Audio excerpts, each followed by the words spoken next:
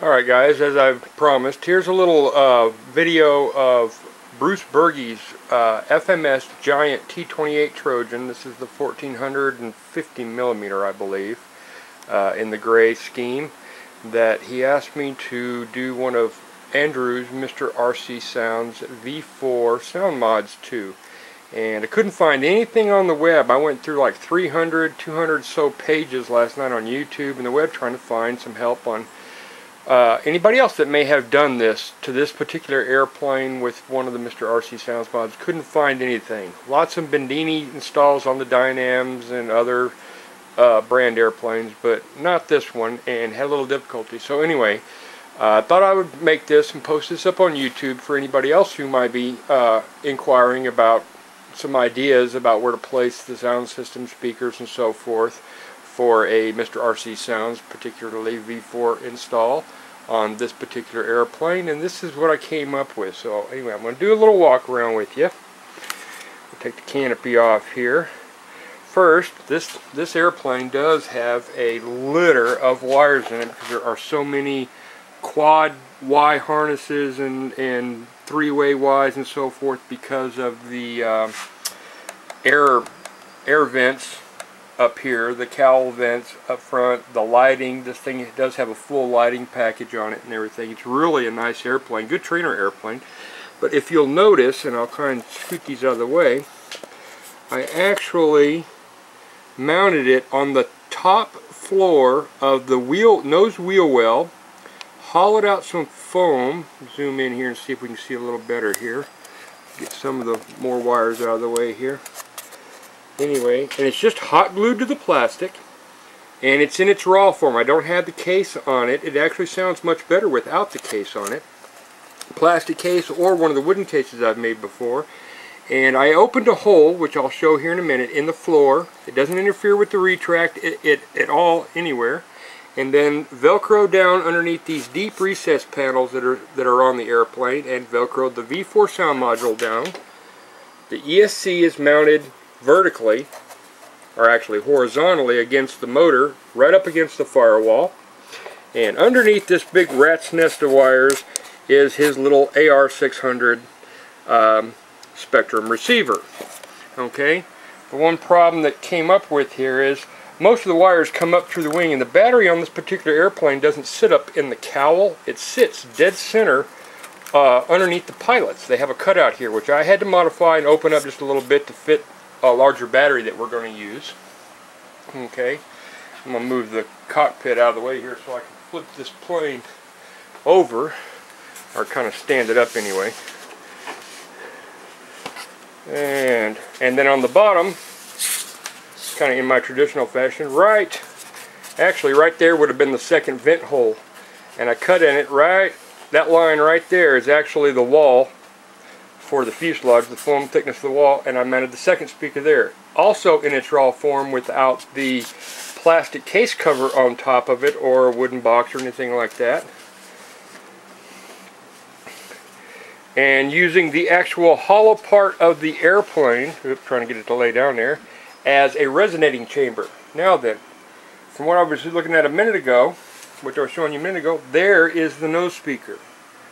I'll kind of see if I can zoom in here a little bit, and you'll see where I kind of took a Dremel tool and a sanding drum and made the hole, the exit, that square exit hole there. That's the stock part of the hole that actually went up to here, right there, and I just made it wider, about the size of the 2-inch speaker, and then mounted the speaker face down on the top side of it. So the speaker actually plays and resonates inside the hollow part of the fuselage on the back side and inside this nose wheel. When this nose wheel door is closed, it does not inhibit the sound at all, and you'll actually hear it in a minute. I'll turn this plane over, put the battery in it, and we'll fire it up and let you listen to it, maybe even taxi it out in the front yard. He's coming over to pick this up tomorrow. But that's how I did a V4 install on the T-28 Trojan that FMS has.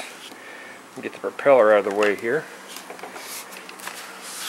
Here we go. Get it back up on the stand. And he uses one of these that plugs into the Deans, because these come with Deans on them. I use XT60s, but he likes the Deans. and they already had this little pigtail nicely attached on them. I forget where he gets these. I think it may be Horizon or something like that.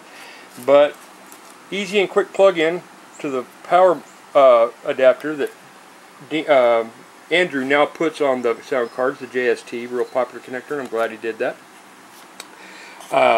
So it's quick plug-in. There really no soldering or anything you have to do to it, because he already puts the JST connectors on them now.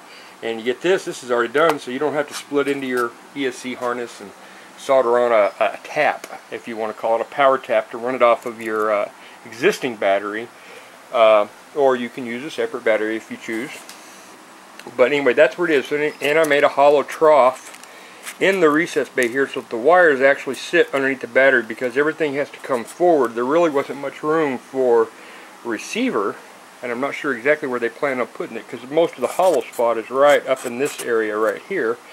But I ran this because I didn't want the battery sitting on the wires, so I ran a Dremel tool drum, made a trough so that the wires lay in it, because the wing wires come up through this gap in the fuselage, and in this gap for the fuselage, because this has the sequencing tricycle door setup on it. So I'll zoom out a little further there so everybody can kind of get that, and you'll be able to study it a little better. But this is what I came up with. It also works real well with the CG, with the one speaker here and the speaker back here. It doesn't throw the CG off, which is right here. You can see I made little dots here.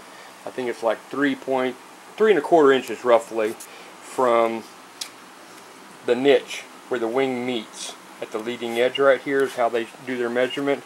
Back is the CG. With a 4,000 milliamp battery scooted just a little bit forward, which I did have to cut out a block that was right here so that we could scoot the battery further forward, it meets CG. We may have to put half an ounce or so, 3/4 of an ounce of lead up in the cowl to make it just a little nose heavy into the safe zone, but that's where it is, and that's because of the rear speaker install in the back, and why I didn't put the box and try to keep it as light as possible, since that's more distance from the CG from here to here than it is from here to about here.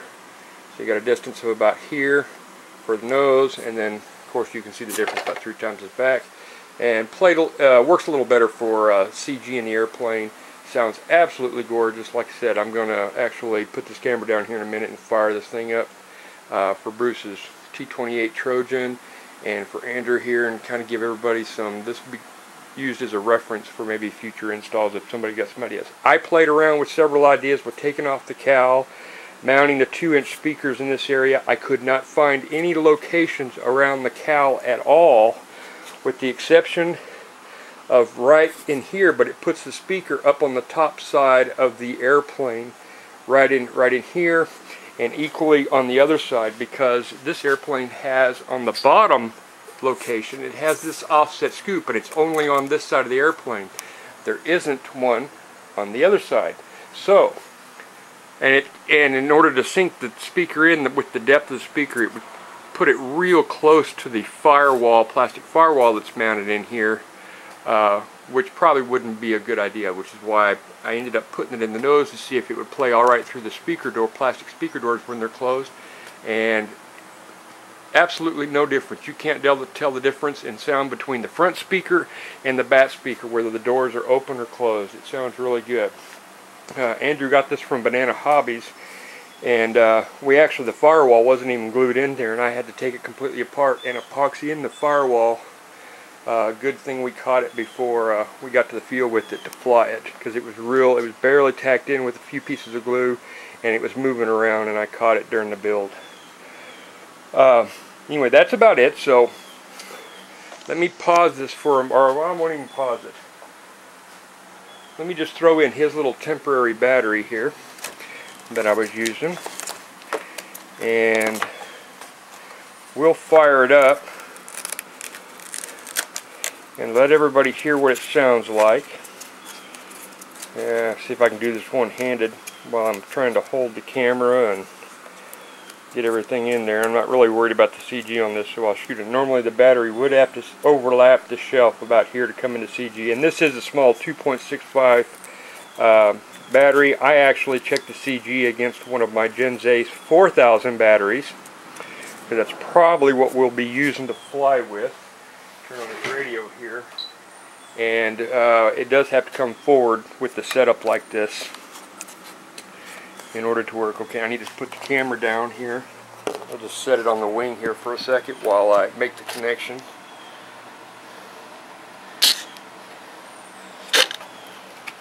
Radio on, and then I plug in the sound system after the ESC and everything has had a chance to initialize. This is a good practice for the Mr. RC sound system instead of leaving it plugged in.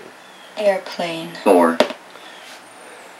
It's not completely necessary, but we have learned through trial and error that it does work a lot better when we do it that way. Here, and I'll stabilize the camera again. I'm trying to do this by hand here. Now then, put his canopy hatch back on, and everything fit in here real snug. I was able to do this in about 2 nights. So, take his throttle, and the throttle is hooked up just with the Y harness. I'm not using any special channels or mixing or anything. This is just through a simple Y harness, and I'll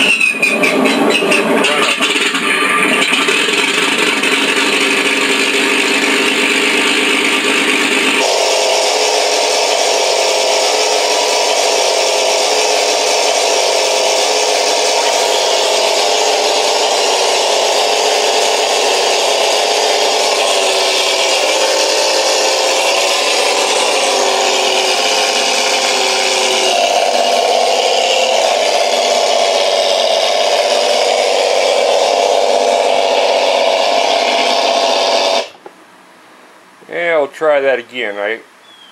Airplane 4. I bumped the throttle and got everything out of sequence here, so it's actually my fault here. Let me try that again. The joys and pleasures of trying to videotape and hold the camera and radio receiver and airplane and only got 2 hands. There we go.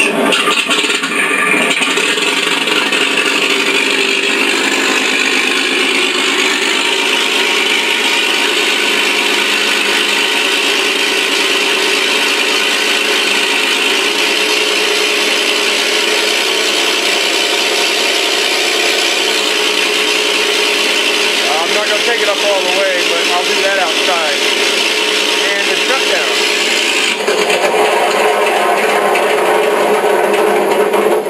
And that is with absolutely just straight off the radio calibration, and no special trimming features or mixing or anything. I just used a simple Y harness. Now then, I'm going to take this plane off of the stand here, and we're going to set it outside here.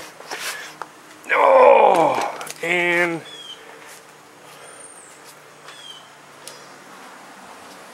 try a little taxi testing here. See what it sounds like.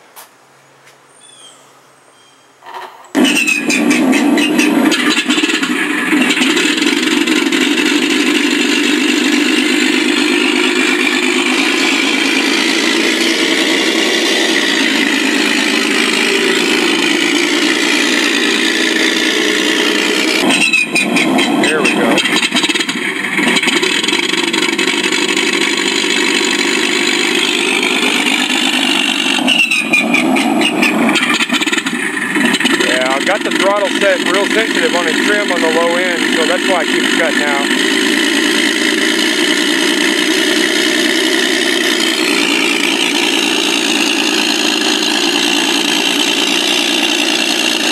Anyway, there's what she sounds like. I don't think I've got enough room to turn around, so we'll manually turn it around.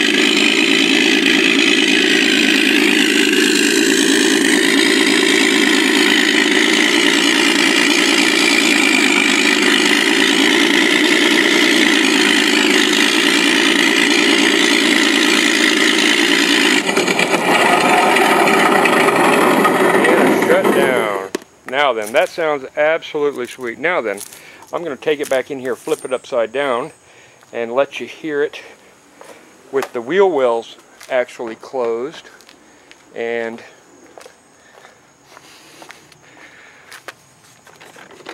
what it would sound like if it was actually retracted. So, put it back up here on the stand, and we'll actually bring the gear up and get my radio here, or should I say his radio, and we'll actually let you listen to it, what it sounds like with that speaker up in the nose wheel well. First of all, let me see if I got the right switch here. Yep, gear down, retracted. You'll notice that the front speaker is completely hidden underneath inside the wheel well, and it does not affect the retract of the wheel well at all. There's the back speaker. Almost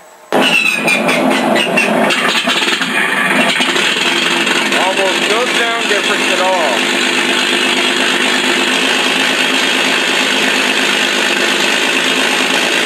I'll bring it up just a little bit.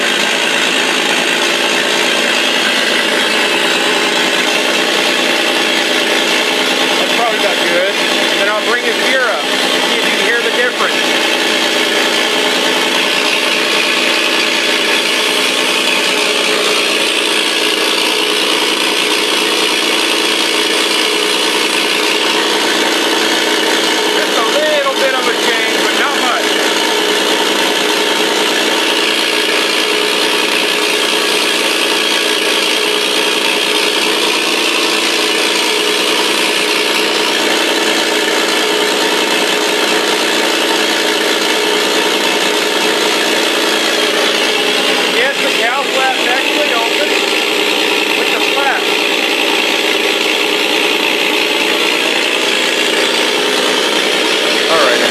Cut out there. It started to get a little warm and the thermal fuse started to kick in there, and my video file on my camera quit on me halfway through it, so sorry about the break in the video here. I'll try and splice these two pieces together where I picked back up, but it does sound absolutely great. And again, the front speaker is mounted right in there. Just had to Dremel open the little hole in the door in the base of the nose wheel well to get the nose speaker in there, and straight install, and it's just hot glued in.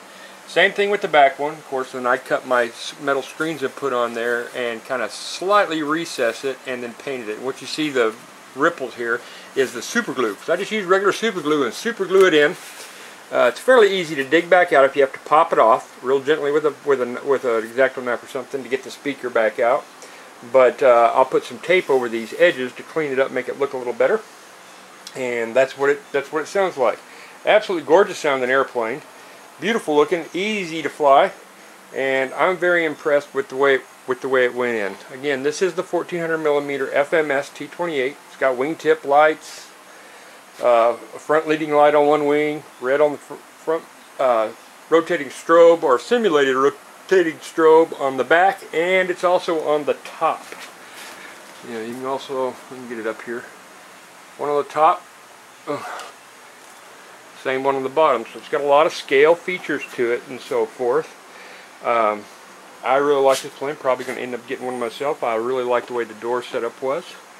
It is a nightmare mess of wires in a fuselage, and it's not very well engineered for electronic placement and battery, but nothing that the user can't get creative around and work around here. So let me set my camera back down and flip this airplane back over.